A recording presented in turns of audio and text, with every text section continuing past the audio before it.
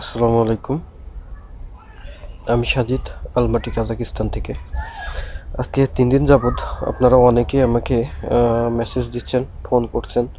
আমি ঠিকমতো কারো ফোন রেসপন্স করতে পারছি না বা কারো মেসেজের উত্তর দিতে পারছি না। আসলে আমি একটু অসুস্থ। অসুস্থতার কারণে আসলে কারোর ফোন সেভাবে রেসপন্স করতে পারছি না। আহ, আহ, এখনও পুরোপুরি সুস্থ না। আমি আমার বাসার পাশেই আর কি, আমার বাসার নিচে বসে আছি। তো ভাবলাম যে একটু আহ, মানে যেইটা আপনারা আপনাদের মেসেজের যে ধরন, সবাই যে জিনিসটা জানতে চাচ্ছেন সেইটার উত্তর দেওয়ার জন্য আর কি ভিডিওটি করা।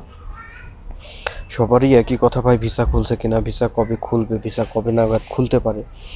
তো আসলে দেখেন, আমার এই সোভিয়েত ইউনিয়নে দীর্ঘ 4 বছরের অভিজ্ঞতার থেকে ইমিগ্রেশন, মানে ইমিগ্রেশনের যে নেসার, এদের এই ইমিগ্রেশন নেসারের যে অভিজ্ঞতা, সেই অভিজ্ঞতার থেকে আমার যতটুকু মনে হচ্ছে যে আমাদের জন্য যে বিজনেস ভিসাটা, ই ভিসা যেটা আপনার খোলা ছিল, ই ভিসা খুব সহজলভ্যভাবে পাওয়া যাচ্ছিল, পাইছি এই যাবৎকালে। তো সেটা যে সার্ভার থেকে বন্ধ করে দিছে, এখন সার্ভারে আমাদের নাম নাই, তো বাংলাদেশের নাম। তো এইটা আমার কাছে মনে হয় না আর খুলবে, কারণ আমার কাছে যতটুকু মনে হচ্ছে 99% এটা আর খুলবে না। আপনারা ধরে নেন যে 99% খুলবে না, কারণ আমরাও এই 1.5 মাসে খুব চেষ্টা করলাম, বা কম বেশি অভ্যন্তরীণ চেষ্টা করে দেখা হলো, কোনো মানে ভালো কোনো ফল আসছে না। এখন আসবে না এই কারণে, কারণ এরা হচ্ছে আপনাকে আপনার ভিসাটা যে বন্ধ করবে, এর জন্য আপনাকে দাওয়াত দিয়ে বা আগে থেকে কোনো কিছু জানায় এইভাবে বন্ধ করে না, এটা এদের নেচার।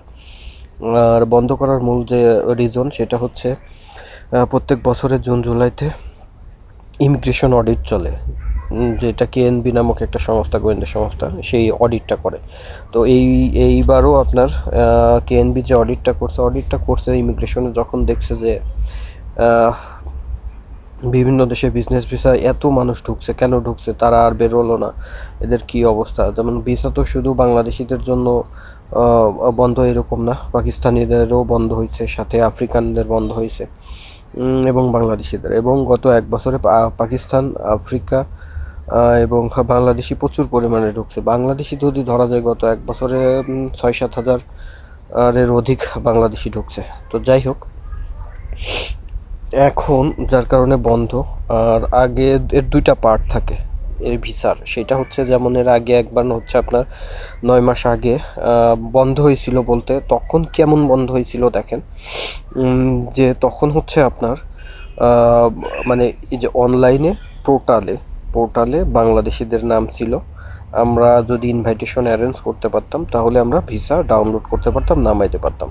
তো আমরা তখন ইনভাইটেশন ইস্যু হতো না, বাংলাদেশিদের ইনভাইটেশন ইস্যু হতো না, কিন্তু সার্ভারে নাম ছিল, যার কারণে আমরা ভিসা করতে পারতাম না। পরবর্তীতে আস্তে আস্তে যে কোনো আন্ডার টেবিল বা যে কোনো মাধ্যম দ্বারা, যাই হোক, আস্তে আস্তে এই লাইনটা আবার খুললো, সেটা অফিসার দিয়ে হোক, যেভাবে হোক হয়েছে। দেন তখন ইনভাইটেশন যখন ইস্যু হওয়া শুরু হয়েছে, তখন ভিসার তো আর সমস্যা নেই, সার্ভারে আছে, ঠাস করে দিচ্ছে, ঠাস করে ডাউনলোড হয়ে চলে আসছে ইনভাইটেশন ইস্যু হলে। তো এখন কি হয়েছে, আপনি ইনভাইটেশন ইস্যু হচ্ছে, ইনভাইটেশন ইস্যু করতে পারবেন, বাট আপনি সার্ভার থেকে বাংলাদেশিদের নামই নাই। তো নাম যেহেতু নাই, আপনি ইনভাইটেশন ইস্যু করে কি করবেন? এখন হ্যাঁ, ইনভাইটেশন ইস্যু করে কি করতে পারেন, যে পথটা এখনও খোলা আছে, এখন একটা মাত্র পথ আছে কাজাকিস্তানে আসার জন্য, সেই পথটা হলো এই ইনভাইটেশন নিয়ে আপনাকে এম্বাসি ফেস করতে হবে। সেটা আপনার, আমার বাংলাদেশ থেকে যদি হয়, তাহলে পরে নিকটস্থ আমাদের ইন্ডিয়াতে গিয়ে এম্বাসি ফেস করে আসতে হবে।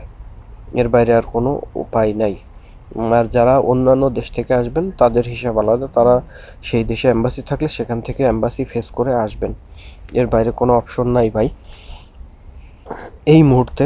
আমি বলবো যারা কাজাকিস্তানেই আসতে চান, যাদের ইচ্ছা কাজাকিস্তানেই আসবেন, তারা ই ভিসার জন্য অপেক্ষা করে কোনো লাভ নেই, অপেক্ষা করে কোনো ফায়দা হবে বলে আমার মনে হয় না, আমার অভিজ্ঞতা বলে না। এটা যদি এই যে যেমন আপনার কিরগিজস্তানের ই ভিসাটা বন্ধ হয়েছে, আজকে 1 বছরের উপরে হয়ে গেছে, এটা খোলার সম্ভাবনা নাই। উজবেকিস্তানের যে ই ভিসাটা ছিল বাংলাদেশিদের জন্য, সেটাও 1 বছরেরও অধিক সময় বন্ধ হয়ে গেছে, খোলার কোনো মানে কোনো কিছুই দেখছি না। তো এইটাও ঠিক সেম, সে সার্ভার থেকে গেছে। তো যাদের কাজাকিস্তানে আসার খুবই ইচ্ছা, যদি আসতেই চান নিতান্ত, তাহলে সেক্ষেত্রে আমি বলবো এই আশা বাদ দেন।